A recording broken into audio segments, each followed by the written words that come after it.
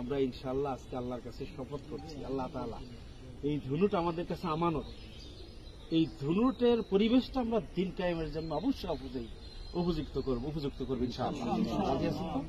আমরা এখানে মুসলিম কয়জন তাতে যায় আসে না, আমাদের আলহামদুলিল্লাহ যেখানে আছে একটা জিকির দিলে শিয়ালের মতো সব উঠে আসবে ইনশাআল্লাহ। কিন্তু আজকে কি আমরা সেই জিকির দেবো?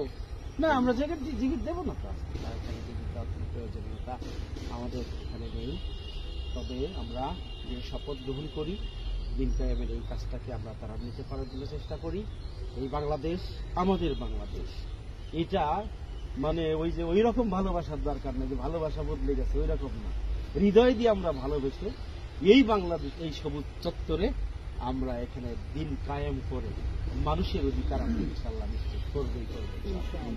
এতটুকু কথা বলছি, এটা একটা কাট করে দিয়ে আমার মনে হয় যে কোনো প্রোটোকল নেই আজকে। আরো যাদের কথা বলার ইচ্ছা থাকে কথা বলতে পারে।